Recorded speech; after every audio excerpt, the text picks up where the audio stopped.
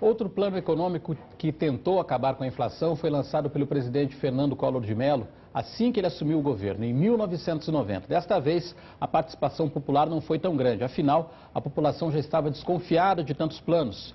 Na verdade, a população acabou entrando mesmo com o bolso, com os sonhos e com os projetos. E os efeitos disso muita gente sente até hoje. O Jorge Kozak é engenheiro químico aposentado e em 1987 comprou um apartamento, mas até agora não conseguiu morar. Por quê? Olha, era um apartamento feito sob a modalidade de construção a preço de custo. E a preço de custo, os reajustes deveriam ser feitos trimestralmente. E os valores dos reajustes, em razão da alta inflação, eram muito altos. De sorte que quando teve o plano Collor, previamente eu tinha feito a venda de um imóvel em Brasília, cujo valor da venda ficou retido por ocasião do plano Collor. Em razão desse fato, eu não pude fazer frente a uns compromissos que tinha referentes à aquisição desse apartamento. E aí foi uma resultado.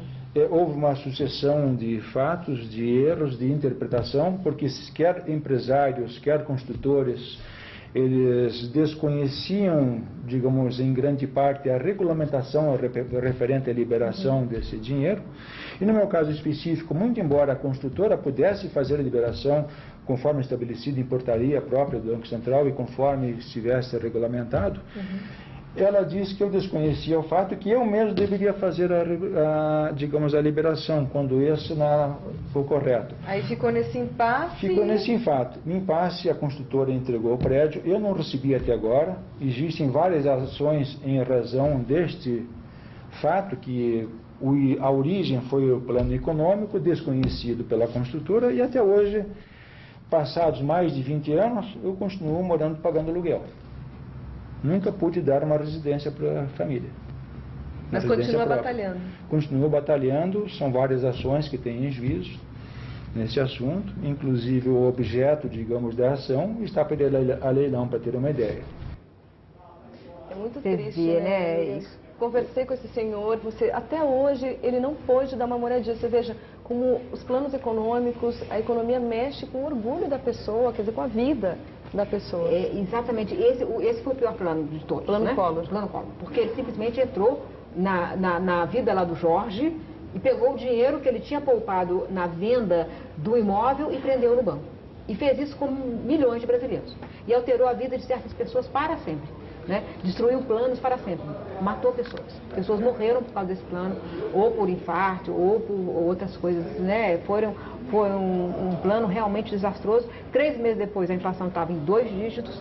Essa liberação que ele falou ali, que essa coisa confusa, que pode parecer confuso para quem está ouvindo, eu entendi perfeitamente, é porque eles faziam uma tal de torneirinha. Eles liberavam dinheiro para alguns e não liberavam para outros. Então o plano foi violento, a inflação voltou e teve vários privilégios, porque alguns receberam e outros não receberam o dinheiro que estava preso, né? E quando foi devolvido valendo menos. Então esse foi para mim o pior dos planos econômicos todos. Os outros, alguns tiveram algumas qualidades, mas esse não. Você falou em inflação de 2 dígitos, né? Essa maquininha aqui, ela ficou conhecida, né, na década de 80, a maquininha de remarcar preços, né? A gente ia fazer compras, as pessoas, toda dona de casa lembra disso. A gente ia fazer compras, tinha que sair correndo, porque tentaram comprar antes de chegar a maquininha, porque ela ficava o dia inteiro. Se você entrasse, pegasse um produto antes dela chegar, você podia comprar por 30% mais barato, 40%, 50% mais barato, olha que loucura, né? Então, inclusive, aqui no encarte fotográfico do livro, eu coloco essa maquininha aí, de um lado o revólver e do outro, porque comprar era um caso de polícia. Né? Eu também faço aqui no livro, eu coloco um gráfico que eu quebrei a cabeça para fazer, tem 30 anos de história, tem 30 anos de história aqui nesse gráfico, e olha como é que o Brasil saiu de um momento trágico para aqui, olha, são 13 trilhões e 300 bilhões por cento de inflação em 15 anos antes do Plano Real. E a gente hoje, dá para dizer que nós estamos vacinados, estamos protegidos de inflações, de até de inflações maiores como a gente tem, como a gente já teve, 20%, de 30% ao mês, a gente está ao ano, estamos protegidos dessa inflação?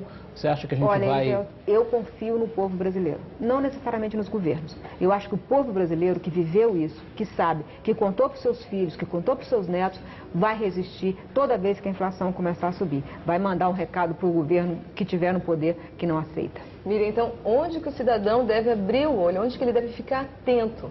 Não cair em erro. Não se endividar demais, tomar muito cuidado. O Brasil tem um dinheiro ainda muito caro, os juros são altíssimos, né? Os juros de crédito pessoal ou crédito ao consumidor muito alto. Tomar muito cuidado com o endividamento excessivo, com o comprometimento da sua renda, renda familiar, porque de repente uma pessoa da família perde emprego, você não consegue pagar aquilo e vira uma bola de neve, porque os juros são muito altos no Brasil. Isso é um resquício ainda do processo hiperinflacionário.